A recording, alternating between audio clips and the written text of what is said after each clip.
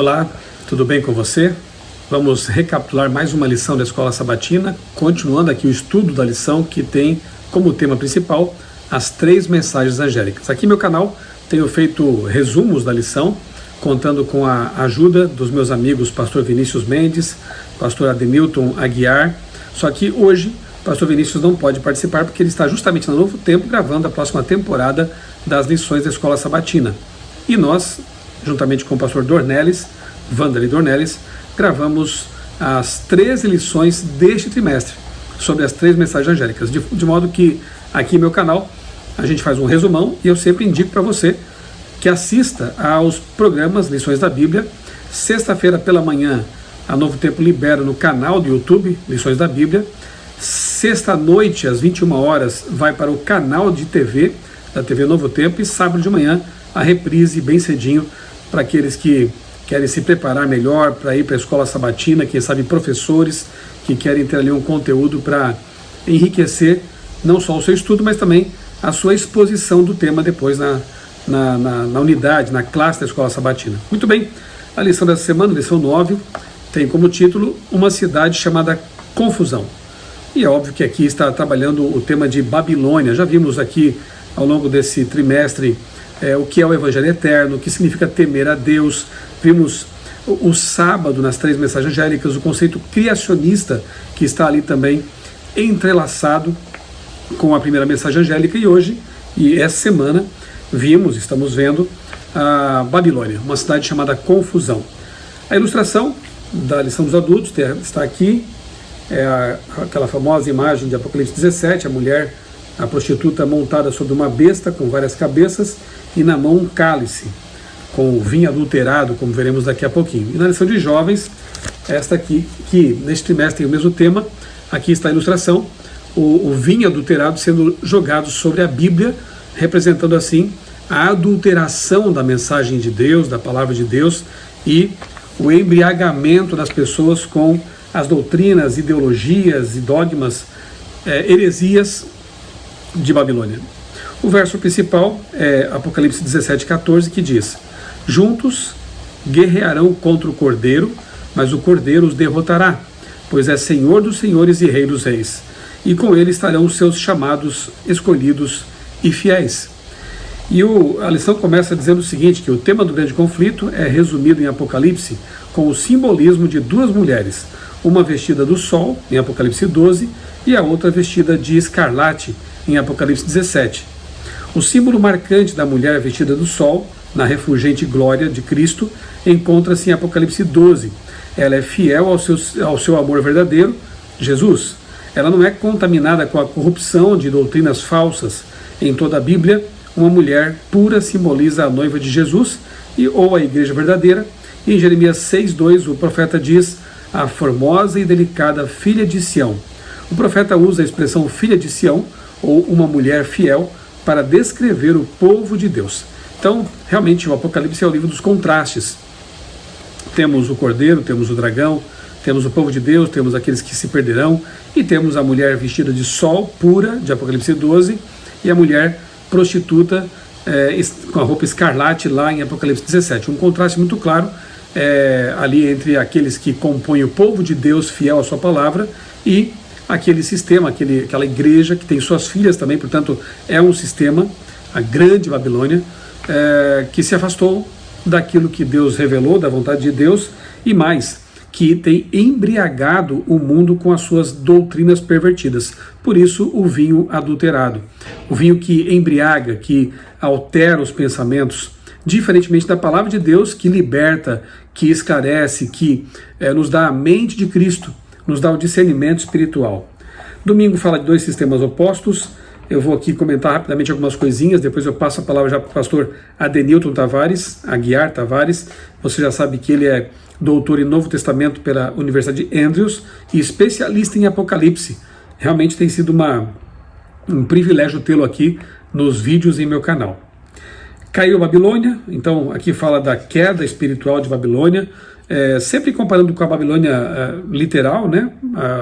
aquela que nos remete a Babel, a Torre de Babel, palavra que vem de Babilu, que significa confusão, ou portal dos deuses. De fato, quando tentaram construir a Torre de Babel, a atitude ali era de arrogância, de idolatria. Zigurates já foram encontrados na região ali onde ficava a Babilônia, Mesopotâmia, hoje Iraque, e esses zigurates eram construídos com duas finalidades. Primeira, ou uma delas, era de ter um contato mais próximo com os deuses que eles adoravam. Então eram idólatras.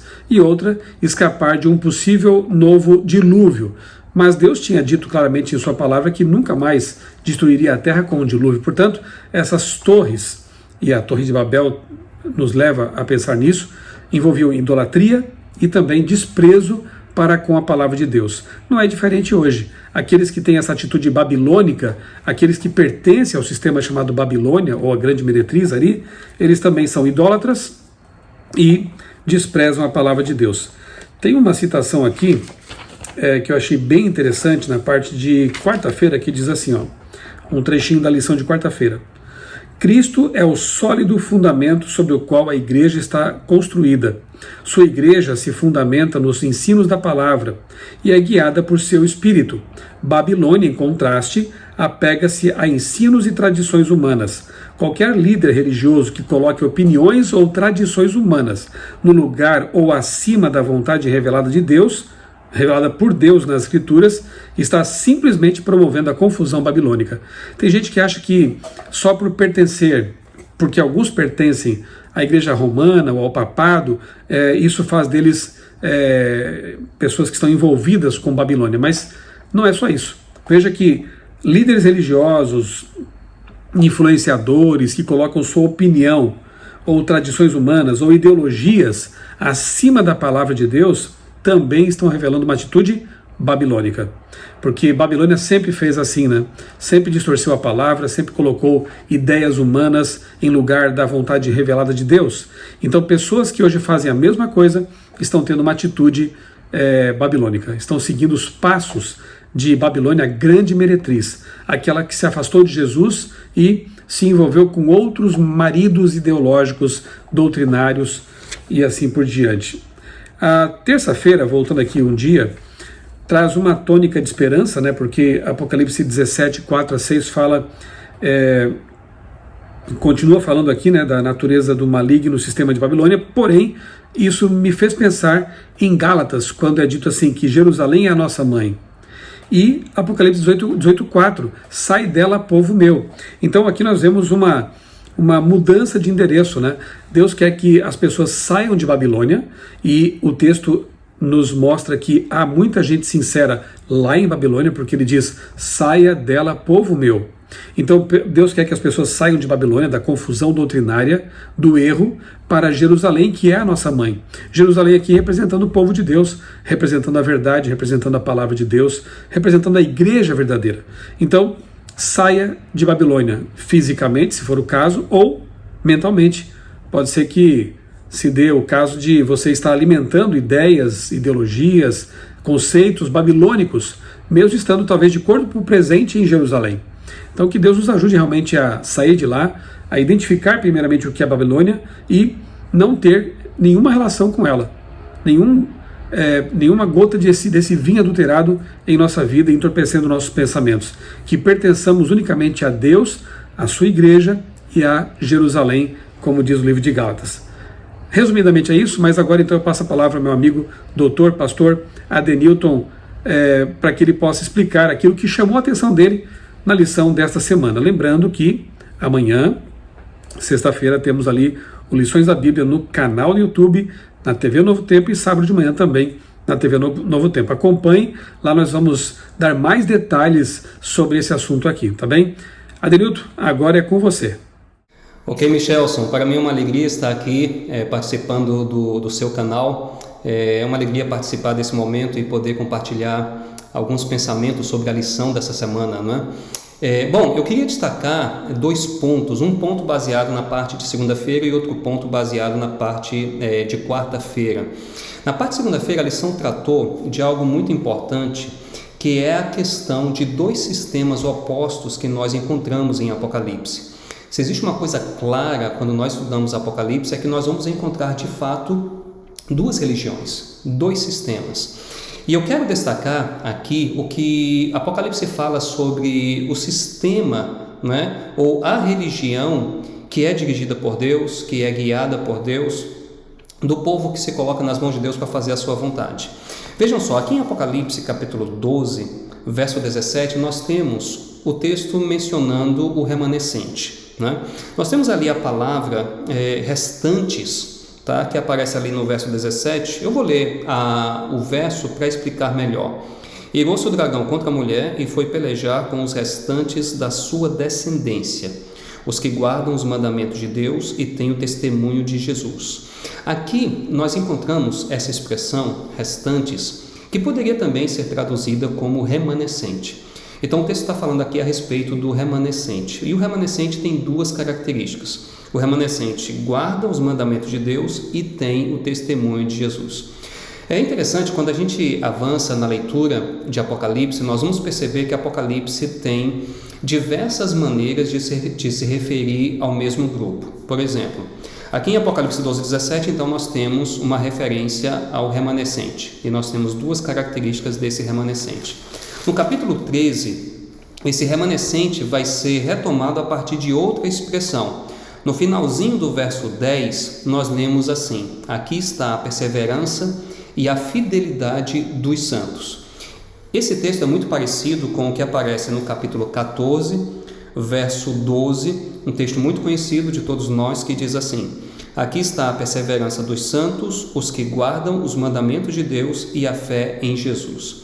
Quando a gente compara Apocalipse 12, 17 com Apocalipse 14, 12, prontamente nós vemos a semelhança entre esses dois textos. Veja que nos dois textos menciona-se a ideia da guarda dos mandamentos, né?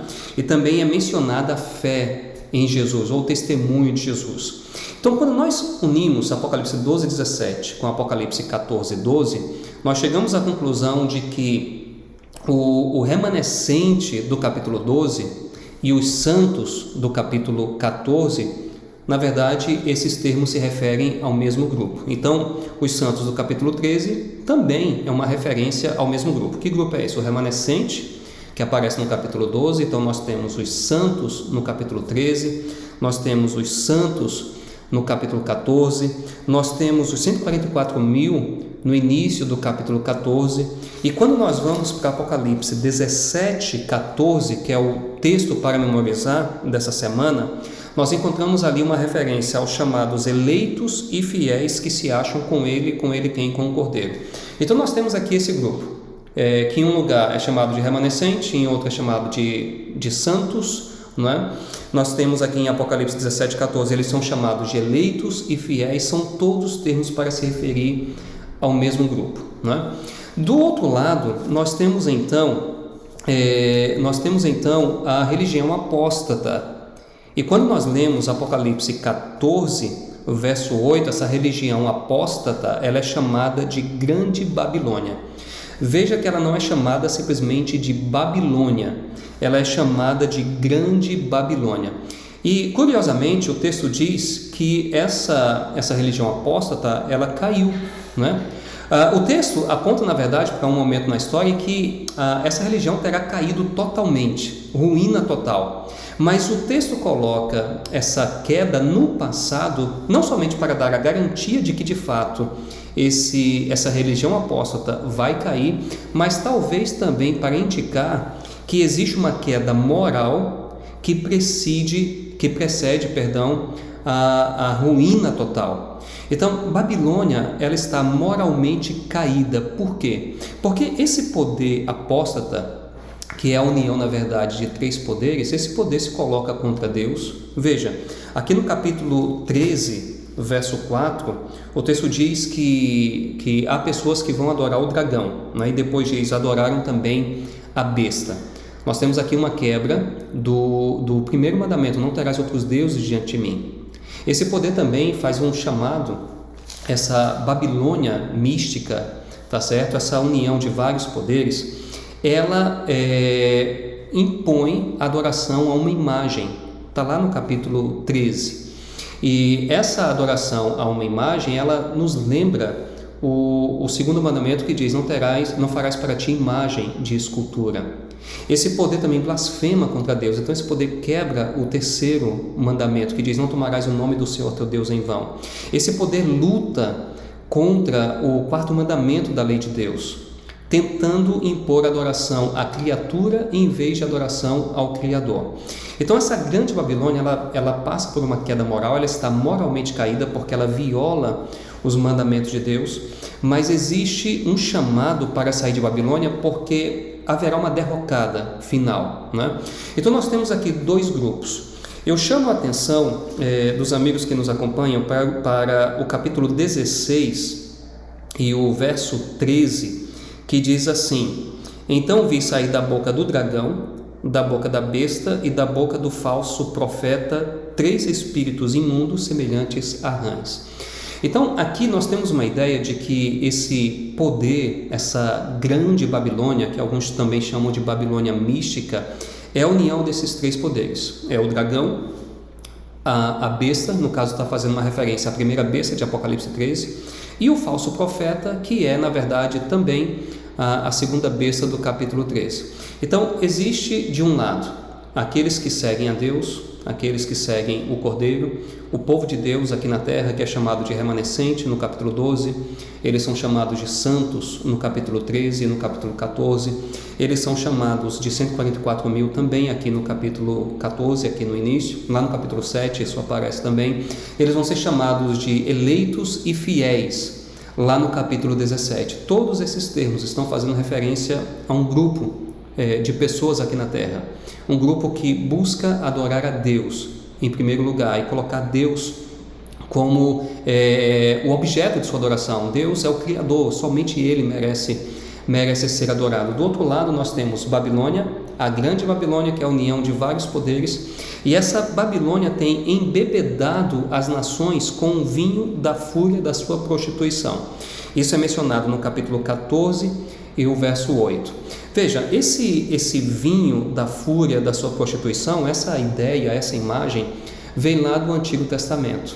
Tem que ver com falsos ensinos, com falsa doutrina, com ideias que elas não têm base na palavra de Deus, elas não têm base na Bíblia. Então, essa Babilônia mística, essa Babilônia, essa grande Babilônia, ela impõe um falso sistema de adoração que vai se opor a um claro assim diz o Senhor. Ela se opõe à lei de Deus, se opõe ao quarto mandamento e traz uma série de ensinos que não estão fundamentados na Bíblia. E todas as nações da terra, diz o texto, beberam desse vinho de sua prostituição. Então nós temos aqui dois lados. Nós temos o povo de Deus, né, que é chamado de remanescente, santos, 144 mil, eleitos, fiéis. Todos esses termos são utilizados para representar o povo de Deus aqui na terra. Do outro lado está uma religião apóstata.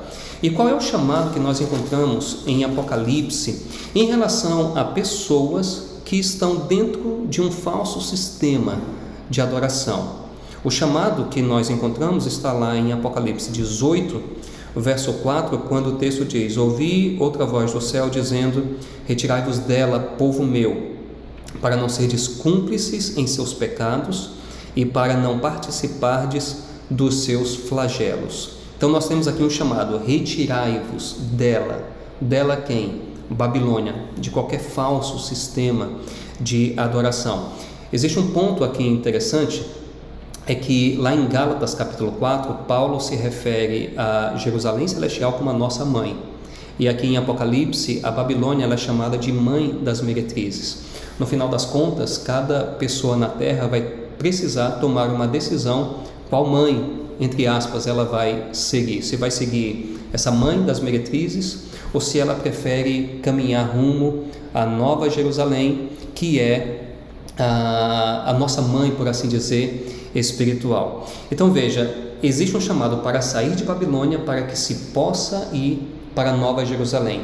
Em Apocalipse 21 e 22 nós temos uma descrição da Nova Jerusalém, e Apocalipse está dizendo que para ir para Jerusalém é necessário sair de Babilônia.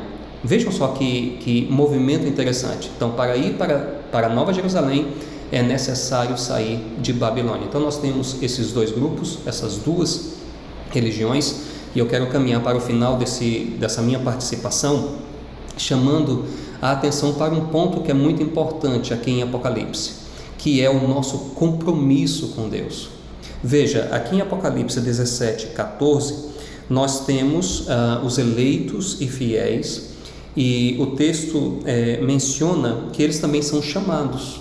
Nós temos o Cordeiro, a vitória do Cordeiro sendo apresentada aqui, e a segunda metade do verso diz: vencerão também os chamados, eleitos e fiéis que se acham com ele.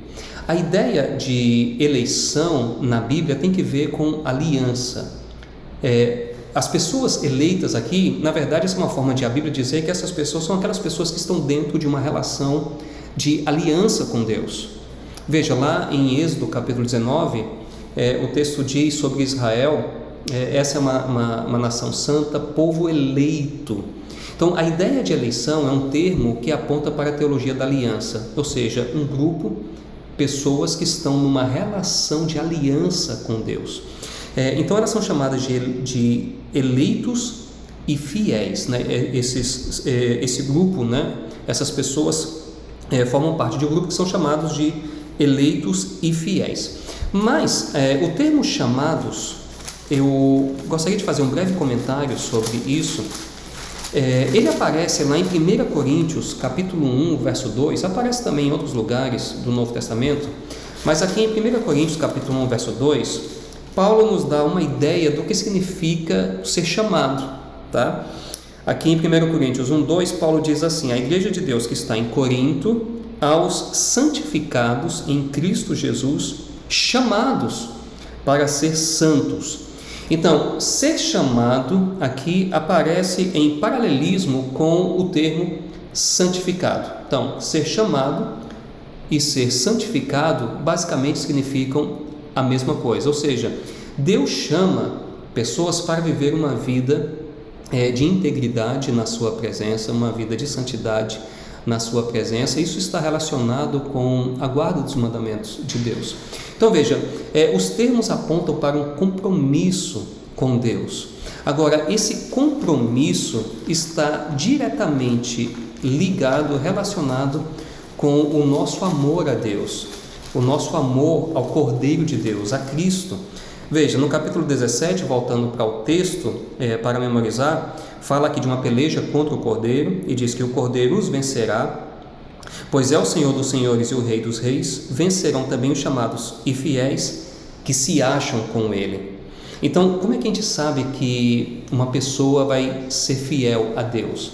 Ela está com Cristo, ela segue a Cristo numa vida de discipulado cristão, ela acompanha a Cristo, ela imita a Cristo aqui na terra. Essa mesma ideia aparece lá no capítulo 14 e no verso 4, onde o texto diz assim: são estes os que não se macularam com mulheres, está falando dos 144 mil, porque são castos, são eles os seguidores do Cordeiro por onde quer que vá. Então, qual é uma característica fundamental desse grupo, né? Nós falamos sobre dois grupos, duas religiões. Esse grupo que é chamado de remanescente, né? Eles são chamados de santos, eles são chamados de 144 mil.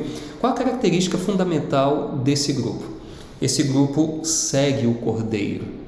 E veja, seguir o Cordeiro tem um significado muito especial. Jesus é apresentado nos evangelhos como o servo sofredor, como aquele que foi fiel ao Pai, que cumpriu a vontade do Pai aqui na terra, que seguiu os mandamentos de Deus. Então, aqueles que seguem o Cordeiro, eles fazem a mesma coisa, eles buscam ser fiéis a Deus, eles buscam ser leais a Deus. Não é na força deles, é na sua relação com o Cordeiro que a fidelidade deles vem à tona. Eles seguem o Cordeiro onde quer que o Cordeiro vá. O texto de Apocalipse 17, 14 diz que eles se acham com ele, ou seja, com o Cordeiro. Então, para resumir, para finalizar, eu frisei dois pontos. O primeiro ponto é que existem duas religiões em Apocalipse. Cada pessoa na Terra vai precisar tomar uma decisão, em algum ponto de sua vida vai precisar tomar uma decisão sobre quem ela vai seguir, se ela vai seguir o Cordeiro ou se ela vai se unir a essa grande Babilônia, que é uma união de 3 poderes, como nós vimos em Apocalipse capítulo 16. Então a pessoa vai seguir a Deus e ao Cordeiro ou vai seguir essa religião apóstata? E existe um chamado que é feito para as pessoas que estão em um falso sistema de adoração: sai dela, povo meu, retirai-vos dela, povo meu. Segundo ponto que eu frisei nessa fala é que todos nós precisamos assumir um compromisso com Deus. Nós vimos isso em Apocalipse 17:14, nós vimos isso em Apocalipse 14, o verso 4. E esse compromisso com Deus, na prática, é seguir o Cordeiro, seguir os passos do Cordeiro, numa vida de abnegação, como foi a vida do Cordeiro, numa vida de obediência a Deus, como foi a vida do Cordeiro, numa vida de sacrifício, também como foi a vida do Cordeiro. Então nós somos chamados a imitar a Cristo, e nessa imitação de Cristo, nós demonstramos a nossa fidelidade, a nossa lealdade a Deus. Então que Deus nos abençoe e que todos nós possamos então em nossa vida demonstrar essa lealdade a Deus seguindo o Cordeiro.